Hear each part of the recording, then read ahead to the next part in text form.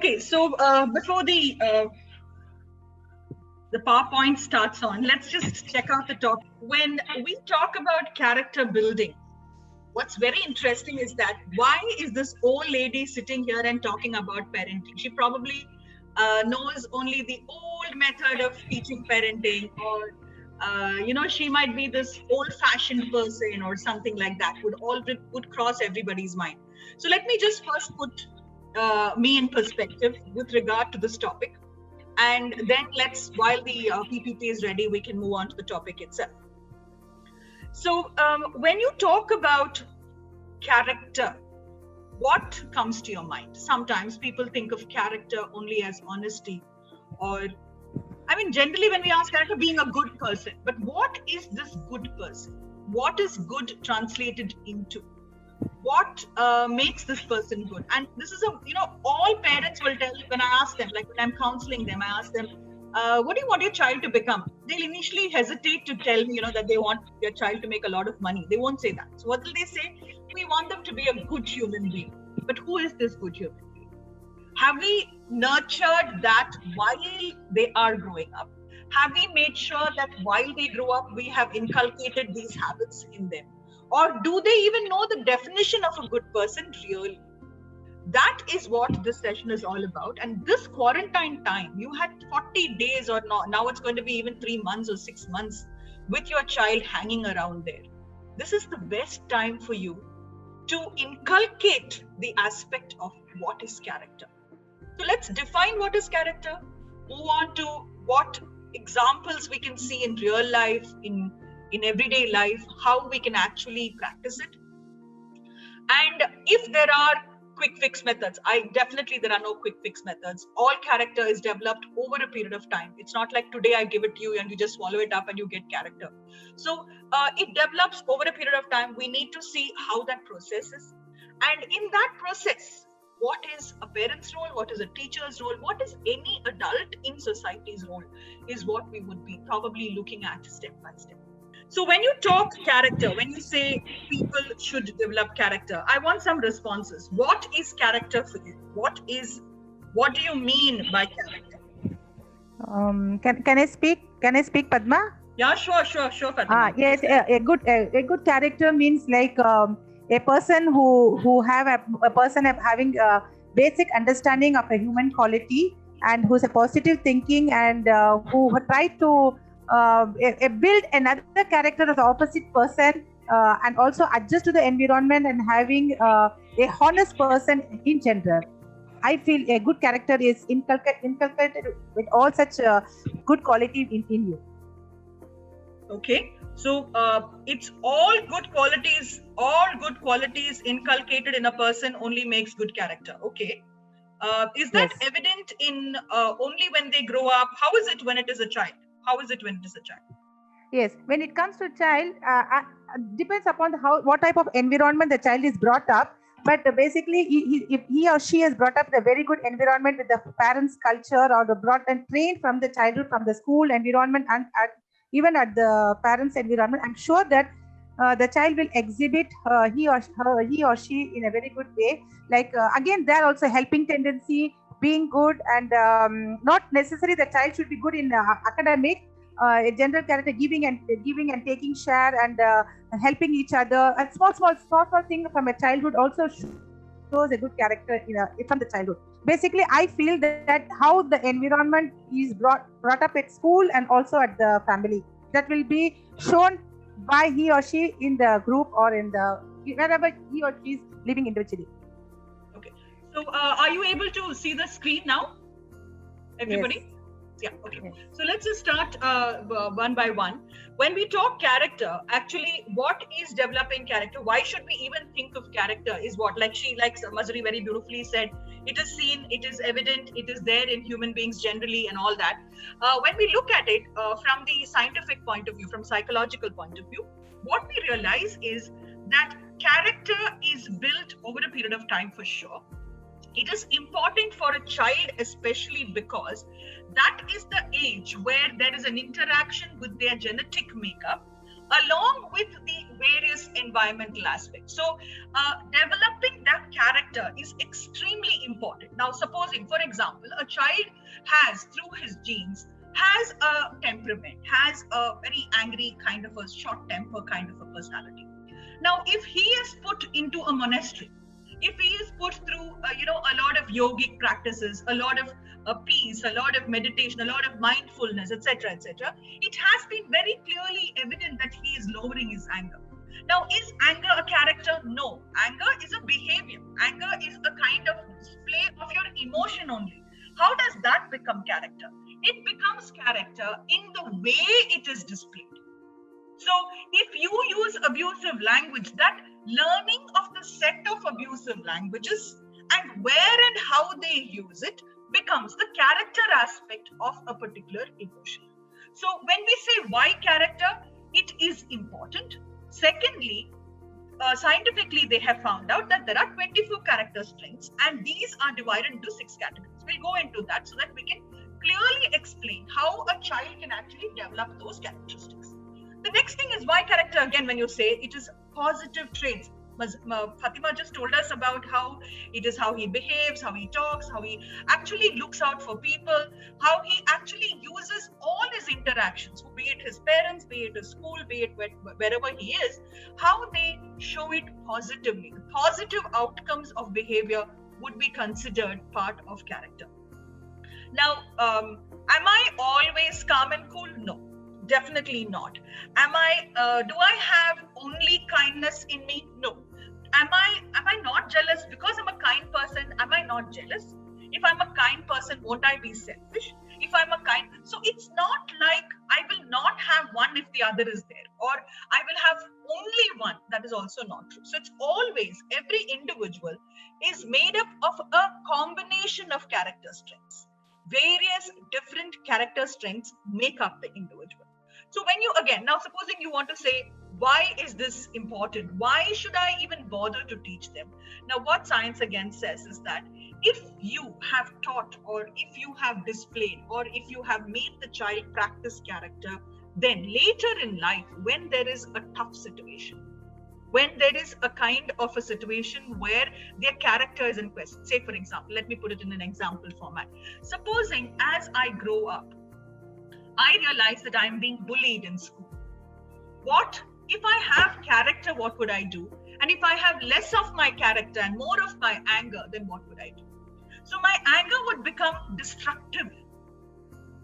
But in the case of a person with a very, very strong character, that anger will take the shape of constructive behavior pattern, where the individual will say, oh, they are bullying me for this.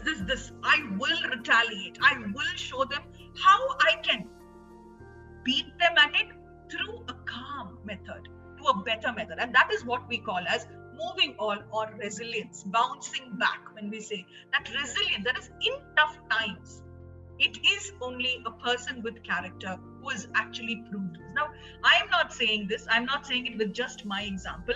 The slide itself is a research outcome. These are examples of research that have been done with regard to why we should develop character strength, and if we do develop the strength of a particular characteristic in the individual and develop character in that individual, what is the outcome of it? So these 4 points are basically that. So the first one is that a strengths-based approach, that is, if you work on their strengths and make it a stronghold in the individual, that builds resilience for the individual. The next point is that when they tested adolescents, they realized that a person with character, a person with a complete set of ideals, a set of what is right, what is wrong, a kind of a self-judgment, a self-awareness, and I will stand at this level. If that person usually shows higher zest, meaning energy for life, come on, I can do it, I will do it, I should do it, and lesser procrastination. Zest is the opposite of procrastination.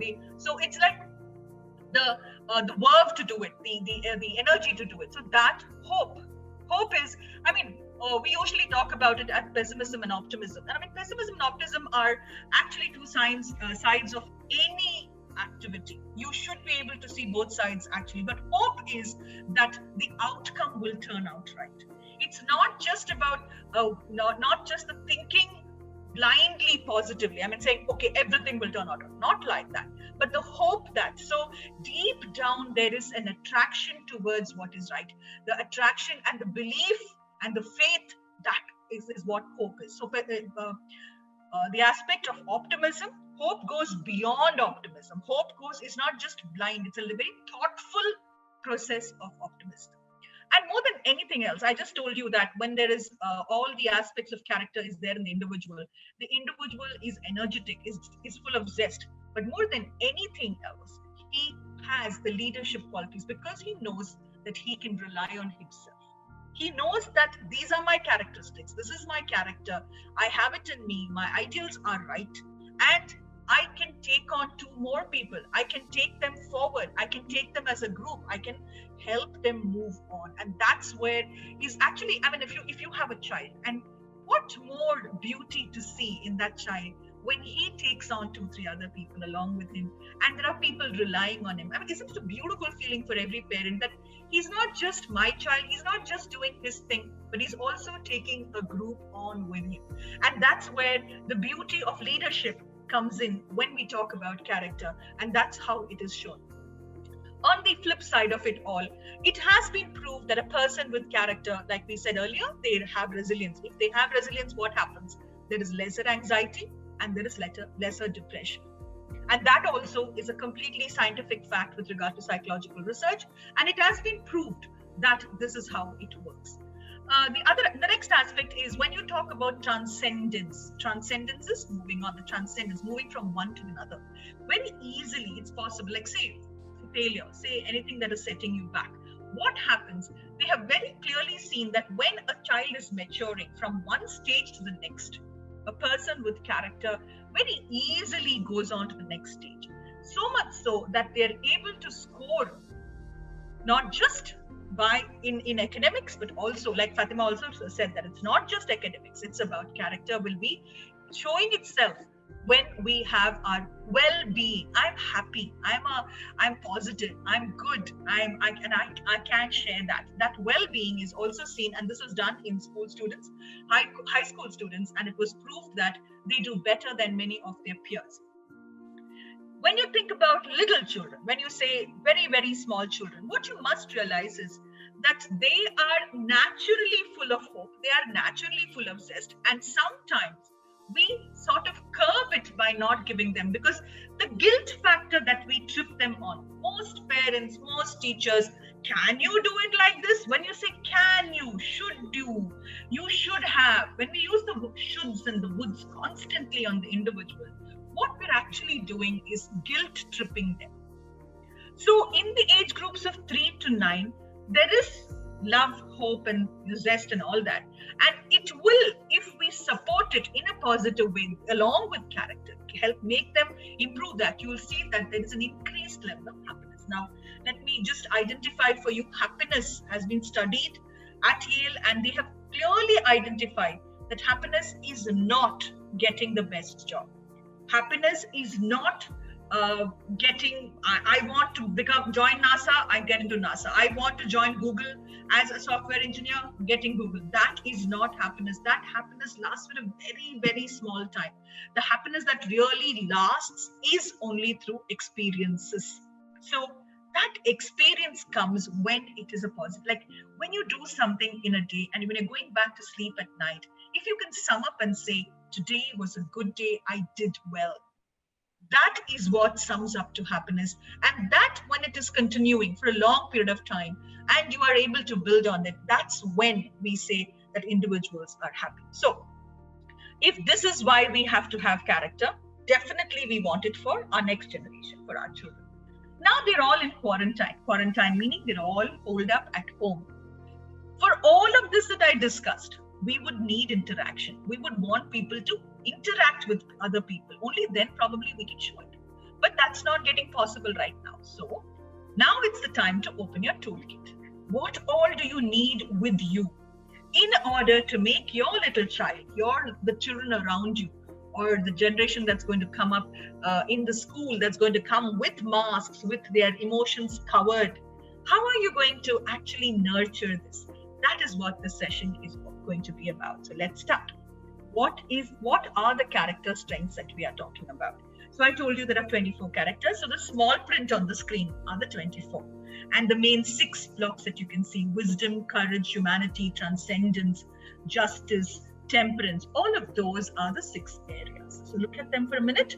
Look at them gently. I'll just go through one by one so that we understand when we say character, what are we talking about? So wisdom. Wisdom is it knowledge alone? No, it's not just knowledge. It is a creative aspect of knowledge. It is a very curious aspect of knowledge. That is, I know is not wisdom. I think I know and I can explain it to you. I can say the good parts of it. I can say the wrong parts of it. That is, I have the judgment about that particular content. I want to know more about it. There is a love of learning, and I have multi-dimensional perspectives about it. Only then does it become wisdom. So when you say my child is wise, I'm making a wise child. It's not just knowing something. It's about knowing that in context with being able to build on it, being able to apply it, being able to explain it, etc., etc. So wisdom, I'm a wise person. I know how to handle it. Does not mean just A plus B is equal to. It's not just knowing the answer. It's knowing the answer from the point of its applicability. So let me take when I say things like this, it sounds very academic. So how is it character? Now let's say you have a few guests in your house, and one of the guests are very, very stern looking, serious looking, angry looking, etc., etc., and he walks into your house. If you have a very shy child in your house, the child probably will run into the room and not want to come out. Will be scared of the face or the mush or maybe the specs or the hairstyle or something like that, whatever it is. Now, how do you bring that child out to come and say, hello, uncle, how are you? That process requires a kind of wisdom. That is, they should be able to judge. Is this man good, bad? Is he harmful, not harmful? Does mama like them? Does dada like them? Is it daddy's friend? Is useful for daddy, not useful for daddy? All these aspects, once the child is able to judge it and is able to say, anyway, I can go and shake my hand with him. He's only going to be around for half an hour or 1 hour. He will go away. Even though my heart is racing, I can go and say hello. This is character aspect.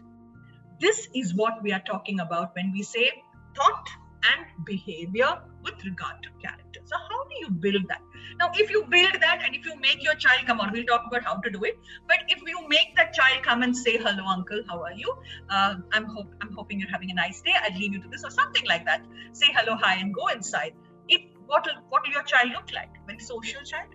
A child who can handle his emotions? A child who has a high EQ, even though he was scared? And you can talk about it very, very well to them. And those people also will recognize that your child has character. Now, that child is probably 3, 7, 10, whatever years old.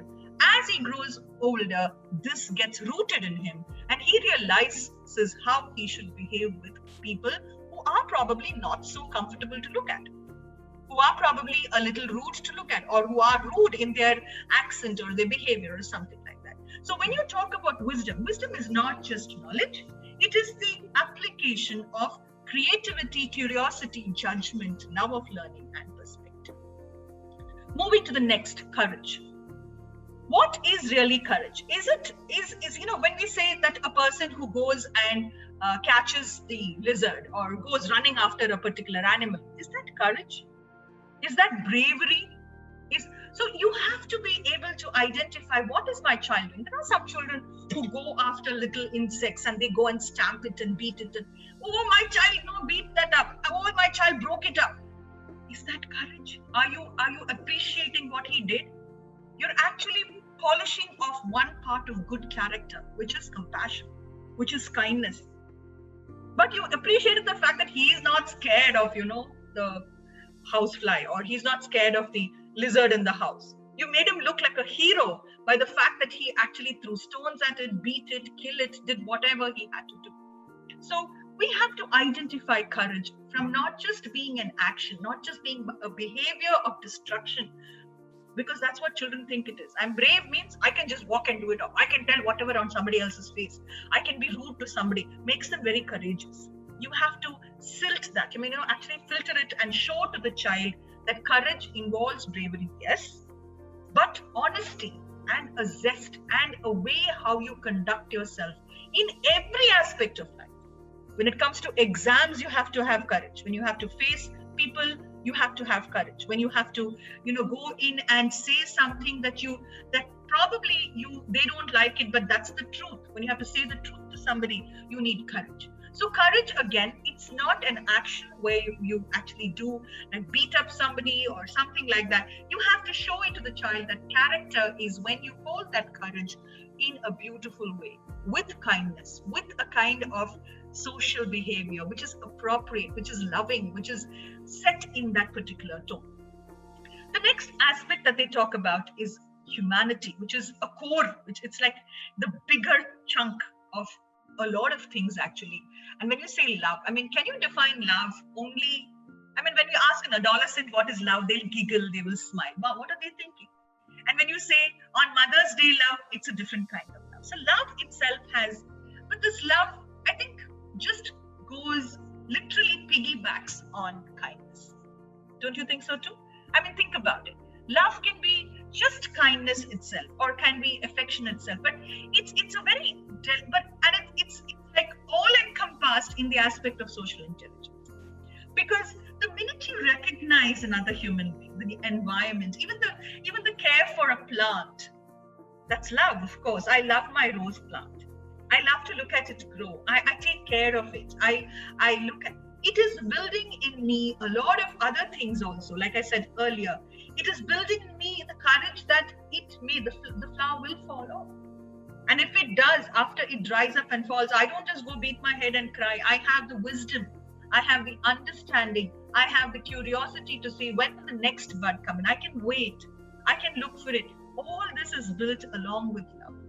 And love alone will build a lot of things. So let me reiterate before I go into the next three that it's not, all of these 6 don't fall in separate capsules that you can take one by one. It is interdependent. One moves into the other very easily, and one is required for the other to actually grow. We're coming to a very big word, transcendence. What is transcendence? Transcendence is moving above the immediate. That is, like say for example, I'm angry. I can be angry and I can be really, really angry. But when I have to display that anger, I could use spirituality, I could use humor, I could use a kind of subtle sarcasm. I could use all that. That is, my wisdom will tell me how I put that anger forward. When I do that, and if I do it by giving out the right outcome, as in the individual in front of me realizes the true communication that I am angry, and they decide to change, and they are able to grow along with you, that is transcendence. So let us look at the words under transcendence. It's appreciation of beauty. How often do we cringe and we try and come forward with all our best behavior, character, everything, and nobody recognizes it? We are not able to transcend. We're not able to appreciate the aspect that today I was good. We're waiting for somebody else to tell us it's beautiful. We're waiting for somebody else. Why? Because within us, the character is not there, that we appreciate true effort, true beauty, true aspects. Similarly, gratitude. Today, in today's world, everybody is talking about gratitude. If you take any self-help book, any kind of, anywhere you go, mindfulness, and then they go into gratitude, they ask you to write a gratitude journal. Now, sometimes I also wonder, supposing I'm having a miserable day. Many of us now in the COVID season, we are seeing COVID coming closer and closer to us. Can we really be having gratitude that we are just surviving? Is that enough? Is that good enough? Are we really happy that it's happening? Are we, what is it? Oh God, something else happened. Good for them. I'm happy. I'm okay. Thank you, God, that I am not the one dying. Thank you, God, that my family is not affected. Is that what gratitude really is? Because I hear that whenever somebody is suffering through something, think about it. See, you're not suffering as much as the neighbor. You're not suffering as much as somebody else. I mean, that person who's suffering through it, they require character sense to say that, yes, I am going through this. Good, I am not in such a bad situation, but what should I do to go through it? What should I do? Thank you that I am having the strengths within me to move forward. Now, gratitude is a big word because it's not as simple as thank you, thank you, thank you, thank you. It's not that simple. It is a combination of, there is a Hawaiian methodology called the Ho'oponopono, which says that you should say, I'm sorry, please forgive me, thank you, and I love you. And gratitude is a combination of all four, where when you say thank you, you're saying, I'm sorry that if in any way I have been a cause for this. Please forgive me because I am not able to help you through that problem. So when you see somebody suffering, it's not just that, okay, thank you, God, it's not me. That's very, very selfish. That's very, very uncaring. If you are able to reach out, if you're able to share, if you're able to take on that sense, that responsibility that you too can help the situation, that is true gratitude. And that is where character gets engulfed with regard to gratitude as a virtue. Hope, I told you earlier also, every child is very hopeful. Don't let that die. It's there in the child. Don't say, people like you don't study, this is what will happen to you. I think most of us, my generation has definitely heard things like, if you don't become doctor or engineer, you're going to become a sweeper, or you're going to become useless, or you're going to what? I don't know what you will do. These statements are negative statements that completely crushes hope. So is hope a dream? No. Dream is different. Dream may not be reality for a long time. And it's just a wishful thinking. But a hope is that you're expecting the right outcomes with regard to life. Humor. Now, every time somebody raises, like let's say a child has to be reprimanded and told he is not right, he is doing something wrong, or a child is told that I don't think this is the best method. If you have to ever tell that to a child, there is the aspect that if you have given that child humor, if you've given the child the sense of the sensibility to laugh, the sensibility to take it lightly, at least while it's being said, and then if you inculcate wisdom along with it, it works beautifully. Otherwise, it goes into a negative spiral. If the child is not able to humor the words said by everybody, if they're going to take that word seriously, what is going to happen is they are going to have what I use beautifully. I love this particular word, ants, automatic negative thoughts. It will automatically give the child another reason to belittle himself, another reason to make himself look stupid, I'm foolish, I'm good for nothing. If you do not give him that subtle amount of humor and say that, I did it, oh my God, what a fool I am, and then is able to move on, you will not be able to get that child moving on in a positive manner. The other, in transcendence, there is spirituality. Please, all of you, spirituality is not being religious, is not being methodological according to a set of rules that somebody has given. Spirituality is a very, very subjective aspect. It is rooted in virtues. It is rooted in character. It is rooted in what you as a child, as a growing child, develops as right wrong. So spirituality is not God. Please understand that. Spirituality is about leveling up or improving your spirit. What is spirit? It's a combination of character. It's ultimately that character, how it translates into an action in the world is spirituality. So yes, religion preaches spirituality. And each religion in its convenience has propagated a kind of particular set of character strengths. But if you look at it from the core, it is definitely wisdom, courage, humanity, transcendence, justice, and temperance.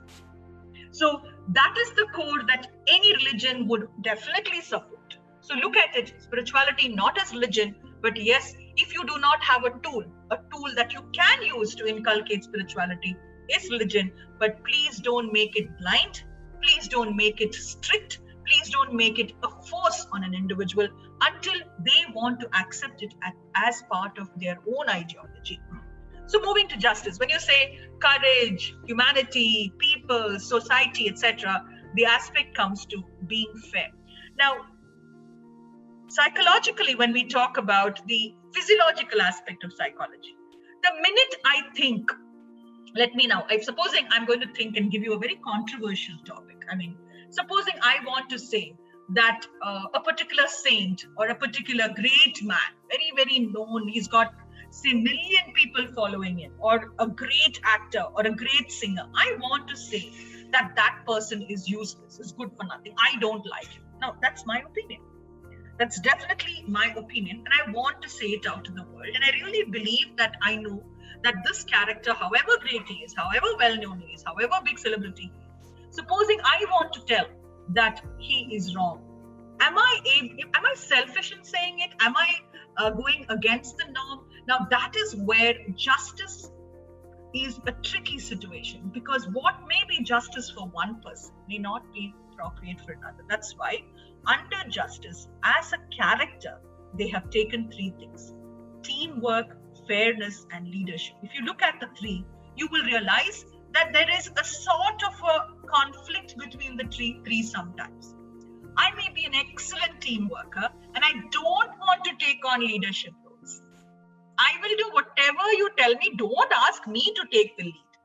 So that is a personality trait wherein the individual is ready to be a team worker. So where is the character in that? The character will be that that team worker does not work only to his principles and lets the others' thought processes and ideas and whatever they are going to gain by it also into the picture. Only when that individual allows that, then only is a true team. It's not about just following the bandwagon. It's not about, okay, you tell me, I will do. That's not teamwork. Teamwork is when everybody's voice is heard, everybody is sharing. It's not only my opinion. I don't like this person, so let's not play this person in this particular event. Let's not call this person for this particular. It's not about that. It's about what even though I don't like that person, if the larger good is there in this, then I will be doing that accordingly. Fairness. Fairness is, again, a very tricky situation because we are not tuned to thinking completely objectively. Because we are brought up in subjective. What do you like? We ask. What do you think you should like is very, very detrimental. Why would I think like that? So fairness is something where only in society you will see that, where when you step into society only it will be seen. Because when you're bringing up your child, you'll usually give him what he wants. So he will take the last piece, he may take the biggest piece because you will be taking the small piece because you're a fair person. But the point is that that child also has to learn.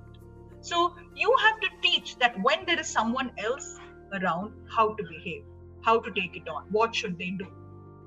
So those aspects become fairness and leadership. In today's world, leadership is not about having a group that's following. It's not about taking people along with you. You have to be a leader in your own. That is, can I take a decision?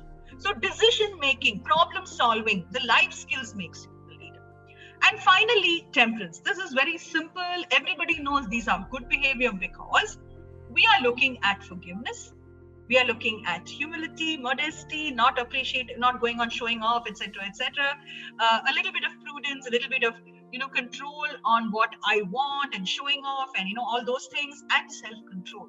So everything goes hands in hands. Now we're going to move into how exactly do we teach our children about it, because we just probably have another 10 or 20 minutes left in the session. So let me quickly go into how you can open your toolbox and actually use them. So principles. The character is plural. It's not one thing, it's many things together. It is definitely, each one of you have to believe that it can change. Though it is there from birth, it is in the person, it is inculcated in the individual, you still have to accept the fact that it can change. And the change is dependent on the environment. So it's elemental, meaning it's the basic. It's sort of character builds one over the other. One becomes the base for the other. So how it can be measured? There is a site that if you can all of you look at. It's VIA survey. It's done as part of character strengths that has been identified. So anybody can check their character strengths and identify what are the ones that they are better off in, and what do they have less in others?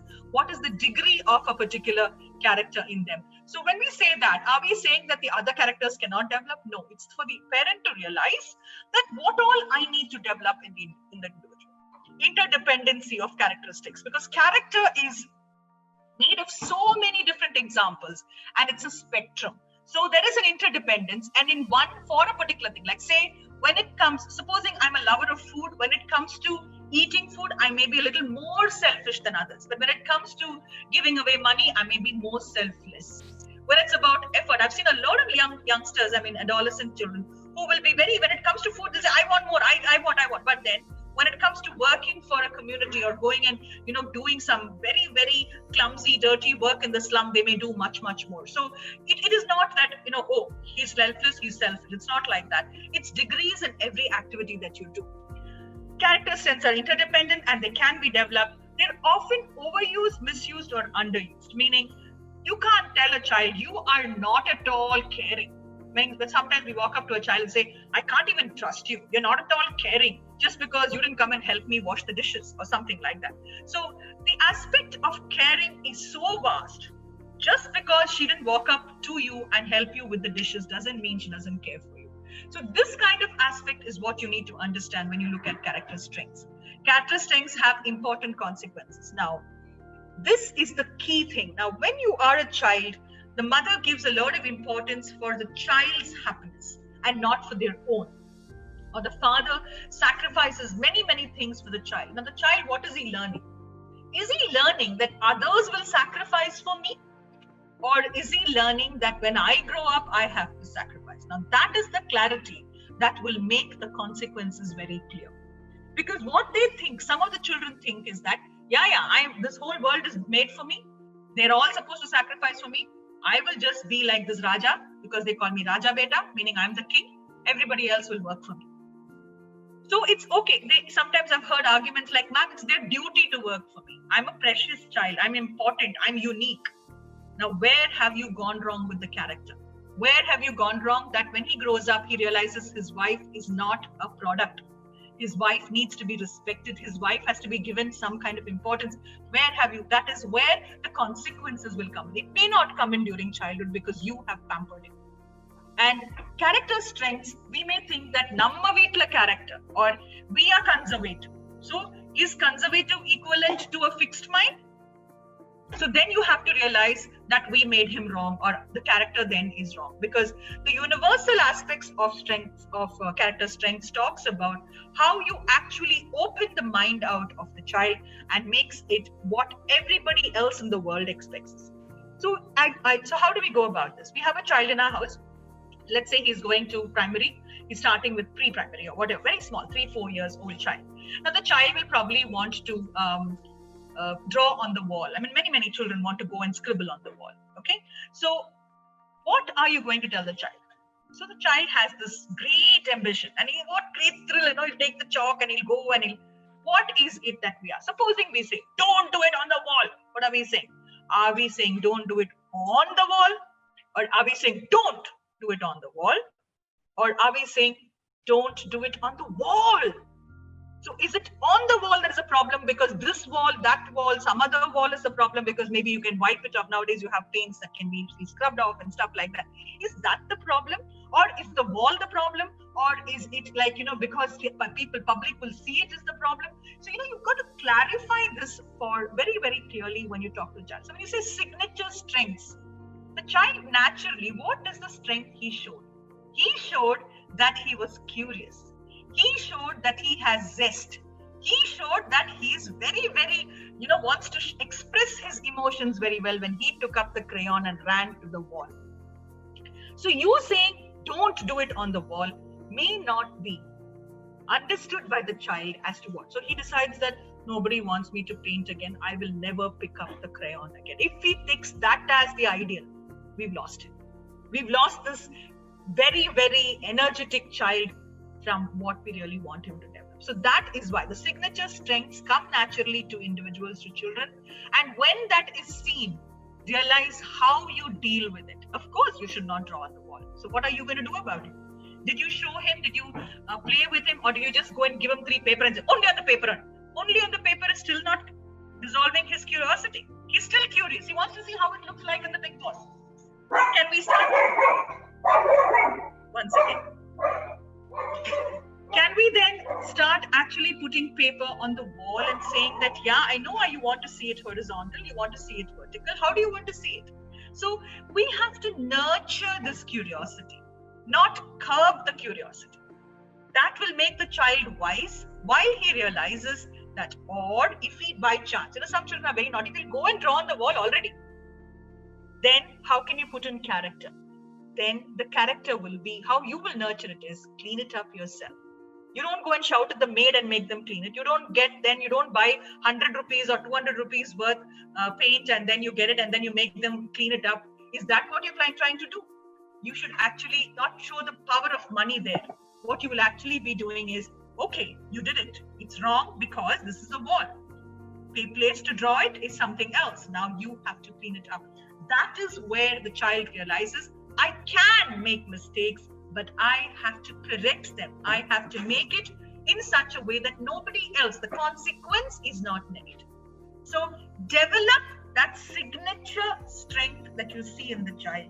Identify it and then make them work on that zest. Let them not lose hope, but in a way that is social, in a way that they understand the consequences, all that we spoke about earlier. Using their signature strength makes them feel energetic. Nowadays, everybody, I am not motivated to do it. I am bored. I don't want to do it. I mean, there are songs also that says, I don't want to get up from my bed. So what is that aspect? Why is it becoming like that? Why are children becoming bored? It's because their signature strengths were not nurtured, were not allowed to show or display itself. They didn't like the things that were allowed, and the things that were not allowed are the things that they really want to do. So if you choose the core of their character and make them express it, they will be energized, they will be motivated. So if a child is extremely naughty and is jumping from place to place, definitely you have to check for attention deficit or hyperactivity. Yes, but that don't label him. There are characteristics and behavior that he is showing that shows that his energy is in excess. How can I spend it? There is no point shouting at a child for jumping from one place to the other. Instead, use that energy. Teach him cycling. Don't say, oh, only at 9 I will teach you cycling. Only at 8. You'll have to probably take that extra half an hour. Go down with him, even if he's only in 3 years old or 4 years old, because he needs to spend that energy. He needs to use it. So don't curb the strengths that you see. Energizing and motivating starts very, very early. So it obviously leads to the next point, which is self-esteem, competence, and well-being. Competence. Today's world, again, a lot of adolescent children come and tell me that, no point, ma'am, what will I do? I'll anyway do only this much. That means they have sealed their growth. They have not looked at themselves as a viable person to actually become somebody different, that they can make a difference. They do, I'll do whatever. They do it's like that. It's not energetic. It's not like, come on, you can do it. That's not the way their brain is talking to them. Their brain is telling them, this is all. So there's a learned helplessness, okay kind of situation. It's not great, wonderful, superb. That is not what is actually happening to them. So that is where the signature strength should be worked upon and how we actually work on the things. Now, let us look at the children point of view. What usually happens is adult strengths. Now, when we start developing strengths in the child, there is in the VI8 survey, what you will see is, when supposing you take that via strengths and you start marking them and you see that, what is the strength or character I want in myself? I'm asking all of you to think about it. Don't write down. What is the characteristics you want in yourself? You will realize that you probably want things like integrity. I should be a team player. I should be open-minded. But when it is a child, what do you want to do? So what is you might say things like hard work, persistence, good to other people, kind. You may use, but you may not have it as your own characteristic. So that is where, when you look at children, you have to see which is the base, that which it develops on, it grows up. So, to take an example, again, remove your toolkit and see what you have with you. So the first thing that I asked you to take out from your toolkit is the language that you use when you see or reprimand the child. So I said, if you say, don't do it, your tone, your accent, your behavior should be such that you do not curb the existing character strength. Now I'm asking you to take out the next tool from your toolkit, which is actually the understanding that your character is based where? Is it based in the exuberance of a child? So the second tool is, do not let your child lose childhood by your great ideals. So character, when you say great ideals, boring ideals you'll have, please let your child giggle, laugh, joke, whatever. Let them make their mistakes, but in a way that it doesn't affect another person. That's all you will be actually giving them. But they should be able. So when you talk about all this, how can they make their mistake? And how can we as adults allow them to make their mistake? So let's take the example of a little child who, again, the guest has come and they are very rude and they say, uncle, why are you eating so much? Child wants to tell the uncle, why are you eating so much? He feels like that. Now, do we let him say that? And then we say, oh, I'm sorry, oh, you, my son, go inside. What do we say? So I told you that you must control your language, and then you're stunned. You don't expect that from your child. You have to build character. You can keep quiet because it is in the character of the person listening to it that you have to be patient. You just have to let that situation, because if you intervene, you are playing a role which the child is not. You're not supporting the child in any way if you reprimand him. If you take the side of the uncle, again the child will feel miserable. If you take the side of the child, again you're encouraging bad behavior. So at that moment, you should stay calm. So what is that second tool that you will take on as an adult is let that situation play out. Your patience. And then only can you talk about, because some children learn only by getting hit by that situation. I'm not saying beating, no, never. But that situation should outplay, and then you can think about it. So it's very difficult. Some parents say, oh, they'll go and protect the child. Don't do it. They're always trying to not make the situation happen. So a harmless situation wherein an adult has been ridiculed should be corrected, nipped at the bud. But the bud is not while the situation is on. It should be after, wherein you reason with the child, punish the child, give them a consequence for it, make them say sorry. Now you have built character. If you just go and intervene and solve the problem, what are you teaching the child? One, that I cannot tell my mind out. One could be, or that these adults don't understand me. They want to live in a false world because really that uncle looks stupid, or that uncle is something like that. I feel like that. And they're actually nervous. It's become passive aggressiveness. It will become. You're not developing character if you don't let them see the consequence of it for some children.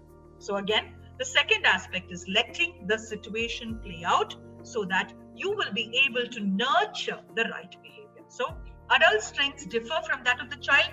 The child may show hope, teamwork, and zest. They might just, want that fun. Let it play out. Let them see what they're going to do. Adult will talk about honesty, appreciation of beauty. Can you just link it and see where it is going to? If you learn to appreciate beauty, it is because you're a team player. Only then can you appreciate it. Otherwise, what happens? Only what I do is good, everybody else is not good enough. So that if there's a link between each one of this. So that leadership which you want at older age will come out in childhood in maybe a wrong way, in a rude way. You will shape that accordingly. Open-mindedness will not come if you simply tell the child what to do. Open-mindedness will come only when the child sees the outcome of his many behavior and then realizes this is better than the other. So certain situations that are not going to physically harm the child, that are not going to be detrimental for a larger cause, you can let it happen and you will be there to protect the child if it turns out bad. So the second tool is, first is language, second is about letting the situation play out. The third aspect, now we're looking at, I'll tell you in some time, is gratitude requires maturity. Now, everybody is talking about gratitude. I'm telling the child, tell thank you, tell thank you, tell thank you. I mean, sometimes, if you tell thank you for everything, like every chocolate the child gets, if he's going to say thank you, and you're going to teach only gratitude, The child is not going to know when somebody is tricking him. When somebody is going to take him for a ride, he will not recognize that. He will just learn, and it becomes like a guilt trip. Oh, that man has done so much for me, so I have to be obligated to them. You're not making them independent of their own needs and requirements. So sometimes when you say gratitude, it is a very mature topic. You cannot take it and tell the child, be thankful, say thank you, go on. You must tell the child you're thankful for. And if it is for, to God, you can always be thankful. But for people, they must realize good versus bad. And it is a mature decision as to who I should be thankful for. Because out there in the world, there are people who will make you feel gratitude in such a way that they are benefited. So your child will look like not having character when he starts helping, or what we very beautifully say, peer pressure. Actually, peer pressure is out of gratitude only, no? Think about it. It is out of gratitude only that they do something wrong for their friend, with their friend, for their friend. So if you just generally develop gratitude, beware of the aspect that gratitude requires maturity. Children have more curiosity, love, kindness, and humor. Now, why am I saying this? Is because we sometimes curb curiosity. We should channel curiosity. So the third thing that you must remember is, first is your language. Second is letting the time play out. The third most important aspect is that what we call as growth mindset or curiosity. How will you now many children learn music, then they stop it, then they go on to another thing, then they go to the other thing. How will you say that the child should not try out many things? Is it okay to tell that? Because that is the way they are. They want to try out everything. So they will become, what we usually say is, hey, you will become a jack of all trades, not a master of anything. So when you tell that, when you do that, make it understood from the point of view of the consequences. So whether it is curiosity, love, kindness, or humor, give it a balance and give it actual behavior. So show them how it is to be transacted. So the third thing is actually curiosity, if it is there, should be prolonged in such a way that it gets an outcome. So the third thing is play out the outcome in reality. So if I say, I am a kind girl, I am a good girl, make them do it to somebody else other than in the house. The outcome is important. You take them to an old age home, take them to a place somewhere where they have to work with some, say, a differently mentally challenged child or something like that. Then see whether they are kind, then see how they can love, show love. Are they getting scared? Are they there, curious and ready to help? So all these kinds of curiosity should be translated in the outcomes, meaning give them varied experiences. Varied experiences is the responsibility that you have.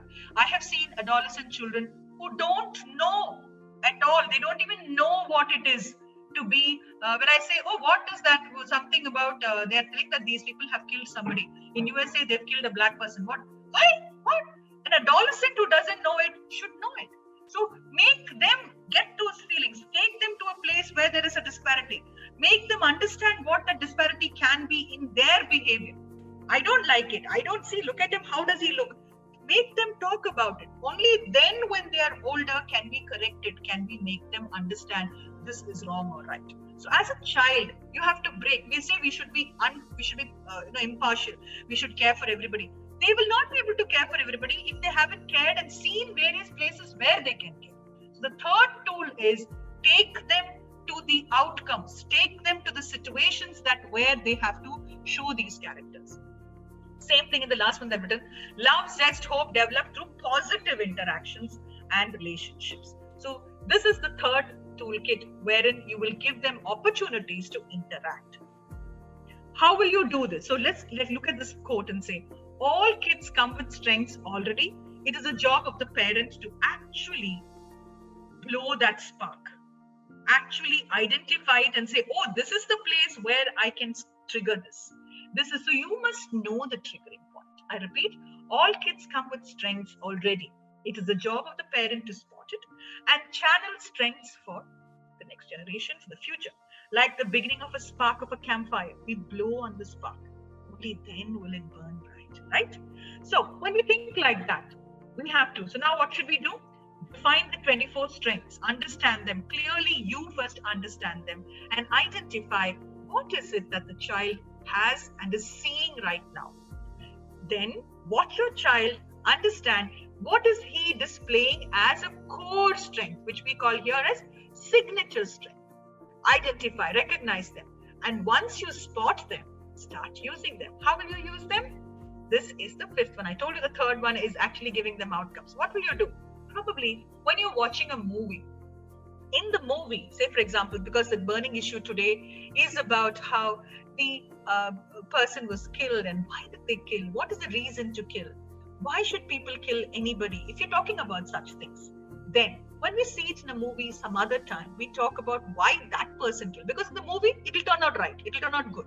It will turn out sometimes, it's the right thing to do. Supposing they see it like that. Let's discuss both sides of it. That is how you will introduce. Spot them in the books and in the movies. Spot them in your daily activity. Spot them when, like say for example, you want your child to be kind. A child, you are letting the child watch TV. Nowadays, because of quarantine, it's like very nice. You're a very nice mother. You're letting the child completely stay, along with all his wishes, everything. What is wrong in you calling the child to actually help you with the dishes? What is wrong? People say, no, I can do it. No, of course you can do it. Of course you are superwoman. Of course you're a wonderful mother. But remember, you are not building character. You have to make the child remember that they have to offer help. So how do you start that? By calling them, asking them, making them. You're not becoming useless because you get your husband to do something in the house. Same way, your children will realize that they have to come and offer help and that people can ask and I will have to do. So again, you're building that interdependence. So you do it in subtle ways all through the quarantine. When you look at this, become a positive role model. Clearly identify who are you. Are you showing that? How do you talk to the maids? How do you talk to what time are you getting up? What are you giving importance for? I know many of my friends who are actually going into, this lockdown period. They're actually in learning a lot of courses, so many courses. And some of these friends of mine are my age group. They just go and shut themselves in a room and they are studying. And then they come out of the room and say, I did 3 courses. See how useful I am. I am great. Excuse me, what is your child doing during that time? What did you let him do? Did you just let him see TV? So you showed them that these sacred times when you get away from work is for yourself. Have you started giving them the time, importance? The child realizes that, all I want to do is IIT. When I get IIT, I do this, I do that, I go abroad. My mother and father can be left in India and they'll be happy living in India without us coming and looking at them. And then you will complain that your child didn't call you up every day. Then you will complain that he doesn't care for me. But that is what you put down for him. You showed him that doing a course during quarantine was most important. It was, or one parent will say, I'll give you different dishes. Where is the conservation? Where is the saving on money? Did you plan the budget with the child? Today we will spend only so much. You could have done that as an activity. Yes, cook, make special meals, but then tomorrow tell them how that can be shared or passed on for the next day or something like that. Make it an aspect of character somewhere, somehow. Be a role model. Respond constructively. I told you earlier, growth mindset, whatever it is, in any relationship, husband, wife, child, mother, whatever, is the child growing in character? Because the future is about a person who has character. Character, behavior has a language. Your body will read that. When you say, I'm a very kind person, I'm very kind actually, I'm very happy actually, there is a body language to it. There is a warmth in your smile. And that has to come out as part of your character. You can't become a teacher and teach like this. You can't become a very, listen to somebody, a counselor or somebody and say, okay, next one, tell me what is your life. There is a body language to it. And that comes from your life as a child, with your parents, with your doggy, with your people around you, with how you have reacted to the news, and so on and so forth. The generosity of your mind will be shown in your body. And that is what the child is learning. Practice that. Practice every day. Make it a habit. Don't one day show an erratic behavior and the next day show great kindness. Oh, let's give all the money we clothes and give it away. That doesn't mean any kind of kindness. That is just you don't want it, so you're throwing it out. That's what is kindness then for the child. Every time I don't want it, I can give it off, and that is kindness. Let me write a check of 40,000 rupees because I just made about 3 crores. That's not kindness. Kindness comes as a character, and that is through your life, and you will be showing that to your child. I've gone beyond the time specified for me. Sorry, sir. So this is, I'm sure they will share I will pass it on to you all very easily because it's anyway being recorded and it's being put up. So you can see the links and you will realize that it's not my thought. It is the thought for the future. This is all part of positive psychology. Positive psychology is trying to tell parents, teachers, and children the way to be happy, the way to be respectful, the way to reach out to the larger world that they are going to live in. So that is where all my ideas have come from. The last slide here is thankful to Mr. Joseph. Thank you so much for the time that you've given me. I have superseded the time that is given to me, sorry. My contact details are here for anybody. We do counseling, we reach out, and I would love to hear from all of you. We do a lot of little courses for teachers and children, wherein they learn the skills of character, of special education, of reaching out to people. And I hope that at any point of time, when you ask for help, I will, by God willing, I will be able to help you. Thank you.